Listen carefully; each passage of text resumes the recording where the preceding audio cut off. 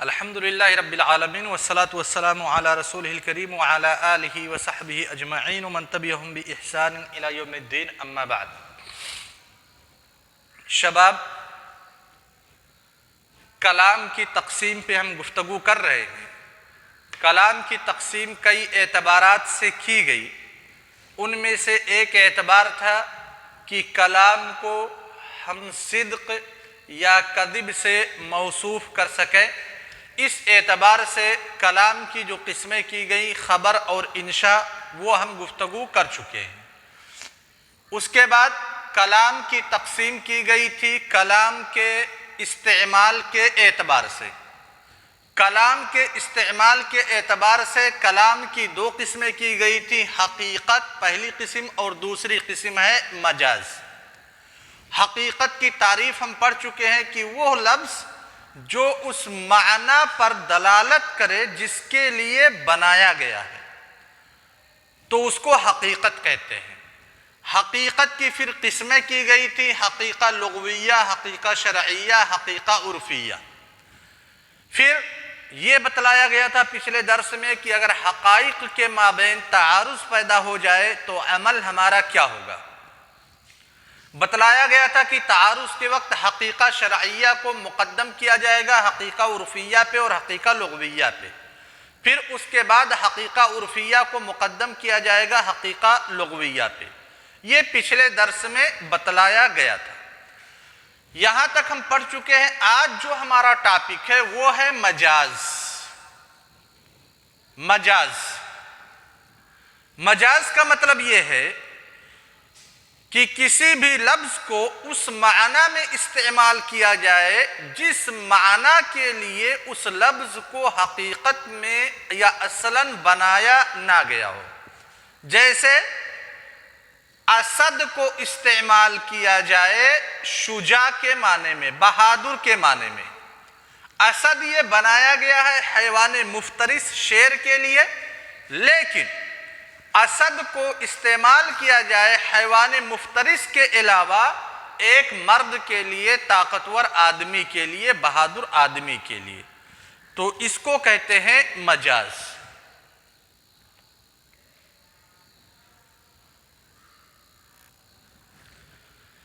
تو مجاز کا معنی کیا ہو گیا؟ کسی بھی لفظ کو اس معنی میں استعمال نہ کیا جائے جس معنی کے لیے اسے بنایا گیا ہے۔ کیا کسی بھی لفظ کو ہم دوسرے معنی میں استعمال کر سکتے ہیں؟ نہیں۔ دو چیزیں مجاز پر محمول کرنے کے لیے کسی لفظ کو دو چیزیں پائی جانی بہت ہی ضروری ہیں۔ وہ دونوں چیزیں کیا ہیں؟ اب جیسے لفظ اسد ہے، اسد یہ حیوان مفترس کے لیے بنایا گیا ہے، شیر کے لیے۔ اب ہم اس کے مجازی معنی کو اگر مراد لیں، شیر نہ مراد لیں، تو مثال کے طور پہ بکری ہم جانتے ہیں، کیا اسد کہہ کر کے ہم بکری مراد لے سکتے ہیں؟ کہہ دے کہ اسد حقیقت میں شیر کے لیے بنایا گیا ہے، لیکن ہم نے ایک بکری کو مراد لیا ہے، یہ مجازی معنی ہے۔ کیا ہم مراد لے سکتے ہیں؟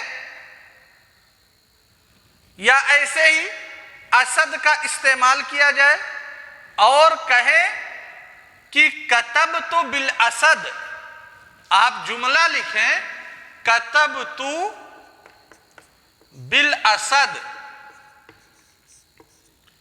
اسد کس معنی کے لیے بنایا گیا ہے؟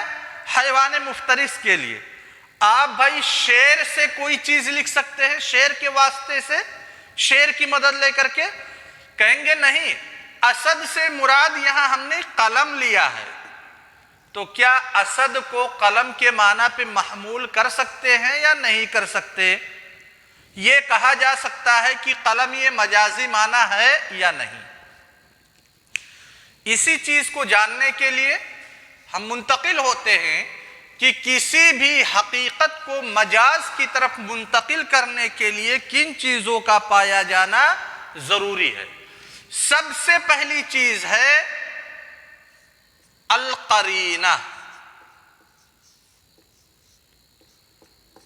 القرینہ، سب سے پہلی چیز کسی بھی لفظ کو اس کے حقیقی معنی پہ محمول نہ کر کے اگر ہم مجازی معنی پہ محمول کریں گے تو سب سے پہلی چیز قرینہ پائی جانی چاہیے۔ قرینہ کا مطلب یہ ہے کوئی بھی ایسی دلیل ہو جو لفظ کو اس کے حقیقی معنی پہ محمول کرنے سے روکتی ہو۔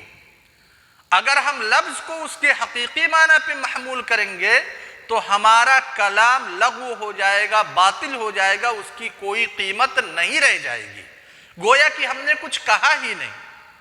حقیقت پہ محمول کرنا متعذر ہو، محال ہو، ممکن نہ ہو۔ جب حقیقت پہ محمول کرنا ممکن نہ ہو تو اسی کو قرینہ کہتے ہیں، اسی لیے ہم منتقل ہوتے ہیں مجاز کی طرف۔ وہی مثال دیتے ہیں جیسے الاسد، لفظ الاسد، رأیت اسدا یخطب علی المنبر وکانت خطبته بلیغہ، ہم نے اسد کو دیکھا منبر پر خطبہ دیتے ہوئے اور اس کا خطبہ بہت ہی بلیغ تھا، بہت ہی شاندار تھا۔ اب اسد کو ہم اس کے حقیقی معنی پہ اس جملہ میں محمول نہیں کر سکتے، کیوں؟ کیونکہ اسد حیوان مفترس ہے، اسد کوئی عالم نہیں ہے جو منبر پہ چڑھ کر کے جمعہ کے دن خطبہ دے گا۔ لہذا ایک قرینہ پایا جا رہا ہے کہ اسد کو ہم اس کے حقیقی معنی پہ محمول نہیں کر سکتے، تو اب ہمارے لیے ضروری ہے کہ ہم حقیقت سے نکل کر کے مجاز کی طرف آئیں اور کہیں کہ یہاں پہ اسد سے مراد رجل شجاع، ایک طاقتور آدمی۔ سمجھ گئے نا؟ تو سب سے پہلی چیز جو ایک لفظ کو اس کی حقیقت سے معدول کر کے، عدول کر کے ہم مجاز پہ محمول کریں گے، سب سے پہلی چیز جو پائی جانی ضروری ہے وہ ہے القرینہ، یعنی کہ لفظ کو اس کے حقیقی معنی پہ محمول کرنا محال ہو، مشکل ہو، ممکن نہ ہو۔ دوسری چیز ہے جو ایک حقیقت کو جب ہم مجاز پہ محمول کریں گے تو اس دوسری چیز کا پایا جانا ضروری ہے، وہ ہے العلاقہ، یعنی العلاقہ کا مطلب کیا ہے کہ حقیقت جو حقیقی معنی ہے اس معنی اور جو مجازی معنی ہے ان دونوں معانی کے مابین کوئی نہ کوئی وجہ شبہ ضرور ہونی چاہیے، مشابہت ہونی چاہیے۔ اگر مشابہت نہیں ہے تب پھر ایسی صورت میں ہم حقیقی معنی کو چھوڑ کر کے مجازی معنی پہ محمول نہیں کر سکتے۔ جیسے مثال دی گئی تھی کتبت بالاسد، کتبت بالاسد، اسد کو یہاں پہ ہم کہیں حقیقی معنی سے نکال کر کے مجازی معنی پہ محمول کریں گے اور اسد سے مراد قلم لیں گے، ہم کہیں گے ٹھیک ہے بھائی، پہلا تو پایا جا رہا ہے کہ قرینہ موجود ہے، پہلی چیز قرینہ پائی جا رہی ہے کہ خونخوار جانور سے کوئی لکھ نہیں سکتا، لہذا اسد اپنے حقیقی معنی میں نہیں مراد ہے۔ کیا اسد کا مجازی معنی مراد لیا جائے گا؟ دوسرے پوائنٹ کی طرف دیکھا جائے گا، علاقہ کی طرف۔ کیا قلم اور شعر میں کوئی مناسبت ہے، کوئی وجہ شبہ ہے؟ کوئی وجہ شبہ نہیں ہے، اس لیے ہمارا بولنا کتبت بالاسد یہ غلط ہے، صحیح نہیں۔ تو ان دونوں چیزوں کا پایا جانا بہت ہی ضروری ہے کسی بھی حقیقت کو حقیقی معنی سے نکال کر کے مجازی معنی پہ محمول کرنے کے لیے۔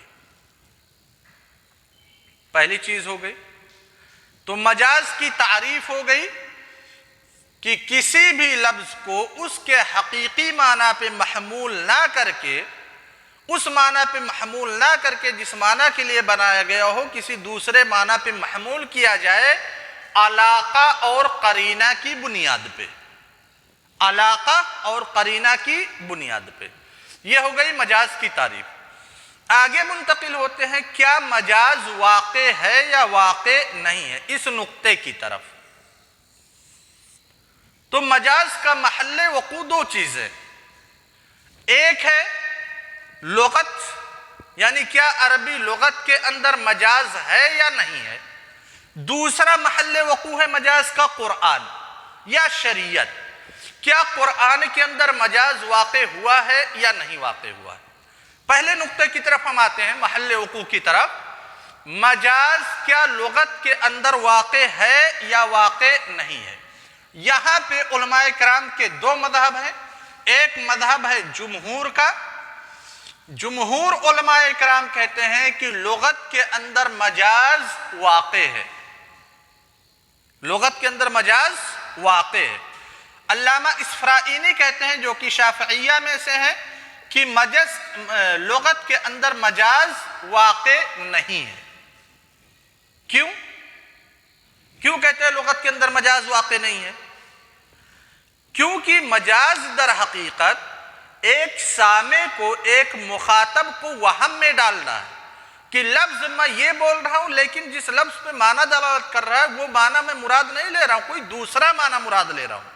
جیسے اسد بول کر کے میں شیر نہیں مراد لے رہا ہوں، ایک بہادر آدمی کو مراد لے رہا ہوں۔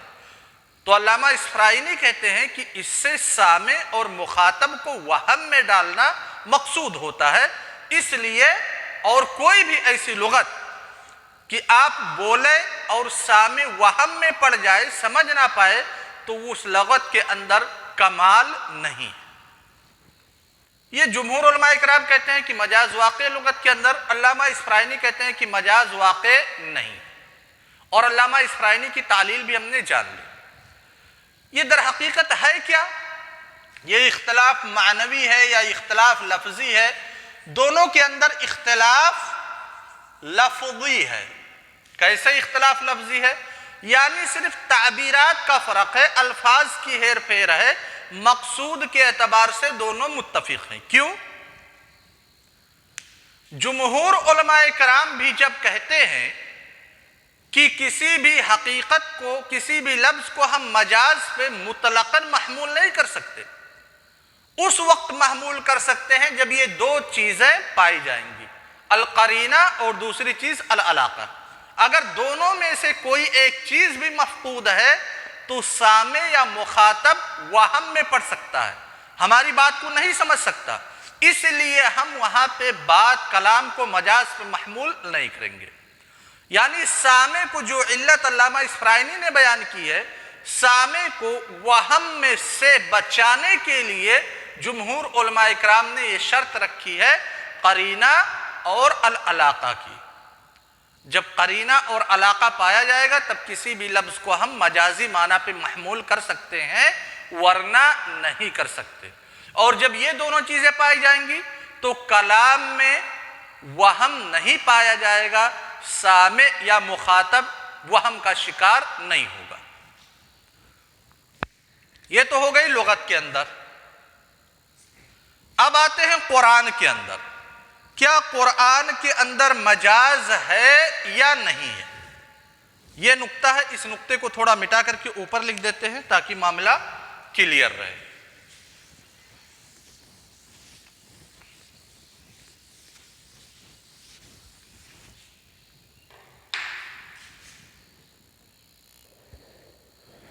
یہ ہے کیا مجاز قرآن کے اندر واقع ہے یا نہیں ہے۔ علماء کرام کے دو گروپ ہیں۔ سب سے پہلا جمہور علماء کرام کا نظریہ۔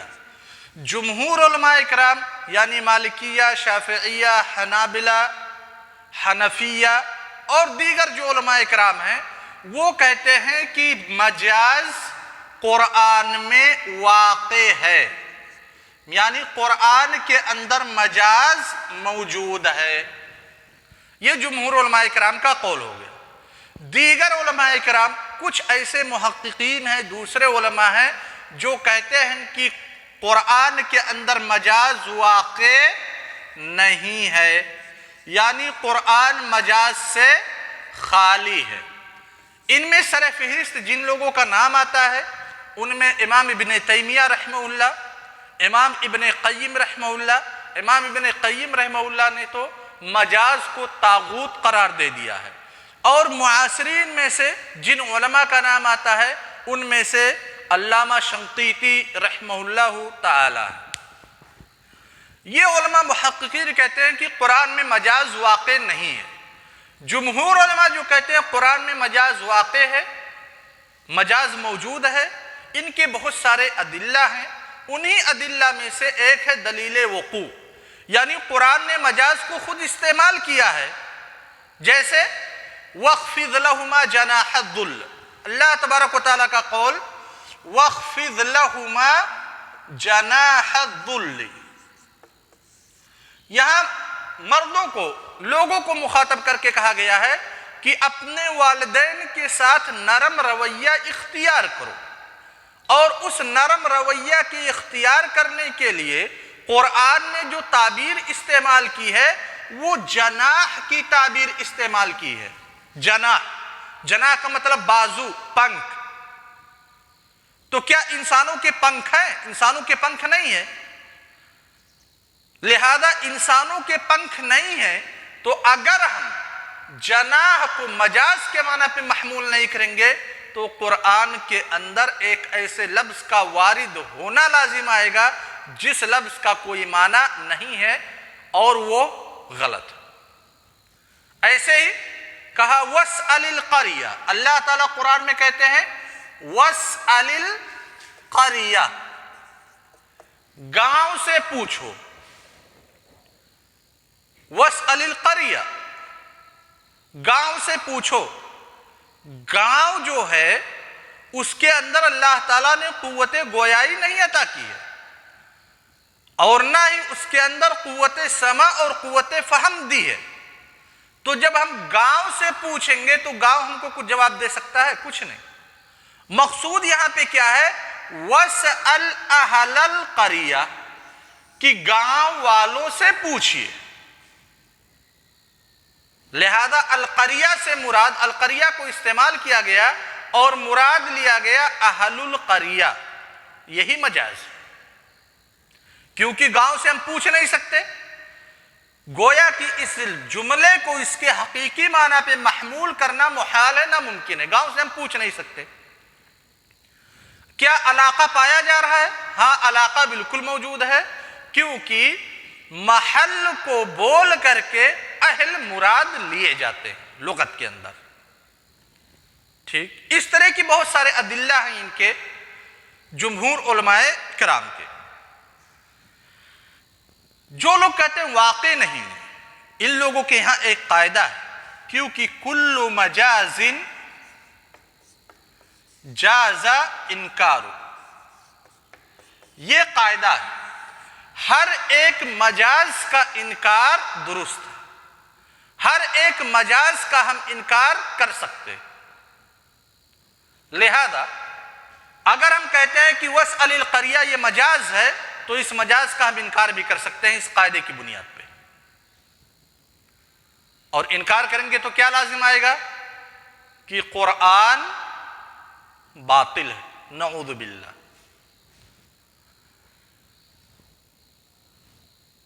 ان لوگوں نے، محققین نے مجاز کا جو انکار کیا ہے، میری ناقص اور قاصر فہم تک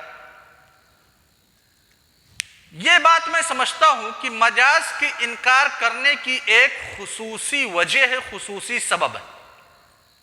سبب کیا ہے؟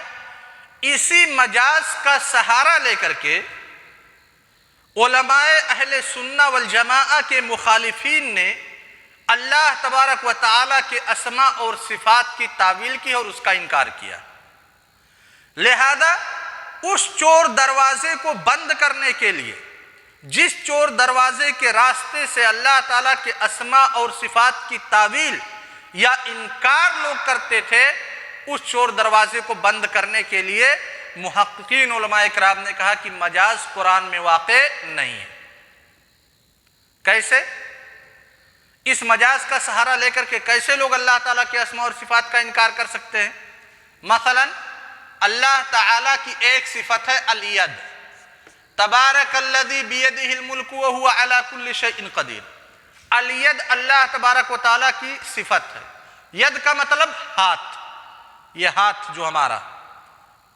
ہم علماء اہل سنت والجماعت اس کا مطلب کیا، اس سے کیا مراد لیتے ہیں؟ کہتے ہیں کہ اللہ تبارک و تعالیٰ کے ہاتھ ہے. اللہ تبارک و تعالیٰ کے لیے ید کو ثابت کرتے ہیں.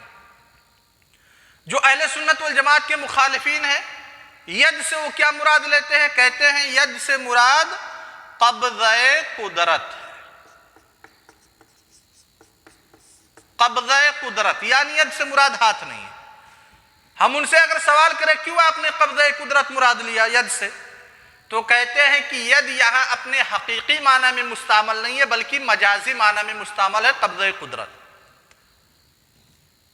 اسی چور دروازے کو بند کرنے کے لیے کہ اللہ تبارک و تعالیٰ کے جو اسماء اور صفات وارد ہوئے ہیں ان صفات کی بیجا تعویل نہ ہو، ان صفات کا انکار نہ ہو، علامہ ابن تیمیہ، علامہ ابن قیم، علامہ شنقیطی وغیرہ رحمہ اللہ نے کہا قرآن کے اندر مجاز واقع نہیں. اچھا، اب ان لوگوں سے سوال کیا جائے جو لوگ تعویل کرتے ہیں. ید کو آپ نے مجازی معنی پہ محمول کیا. علماء کرام نے ضابطہ بنایا ہے مجازی معنی پہ محمول کرنے کے لیے. سب سے پہلے قرینہ پایا جانا چاہیے، اس کے بعد علاقہ پایا جانا چاہیے. چلیے علاقہ تو پایا جا رہا ہے، یعنی ید کا استعمال طاقت کے لیے بھی ہوتا ہے اور ہاتھ کے لیے بھی ہوتا ہے، یہ علاقہ موجود ہے. کیا قرینہ پایا جا رہا ہے؟ کون سا قرینہ ہے؟ یہ لوگ کہتے ہیں کہ جب اللہ تعالیٰ کے لیے ہم صفت ید کو ثابت کریں گے تو اس سے مشابہت لازم آ جائے گی. اور جتنے بھی معطلین ہیں یا محرفین ہیں یا مؤولین ہیں، اللہ تبارک و تعالیٰ کی آیت سے استدلال کرتے ہیں لیس کمثلہ شیء، لیکن اس کے بعد وہو السمیع کو چھوڑ دیتے ہیں. اللہ تعالیٰ کی مشابہت لازم آ جائے گی مخلوق سے. بھائی یہاں پہ کوئی قرینہ موجود نہیں ہے. ایسا نہیں ہے کہ ید کو اللہ تعالیٰ کے لیے ہم ثابت کریں گے تو مخلوق سے مشابہت لازم آ جائے گی. یہ ہم اس لیے سوچ رہے ہیں کہ خالق کو اپنے اوپر قیاس کر رہے ہیں، اور خالق خالق ہے، مخلوق مخلوق. وصلی اللہ علی نبینا محمد وعلی آلہ وصحبہ وسلم. السلام علیکم.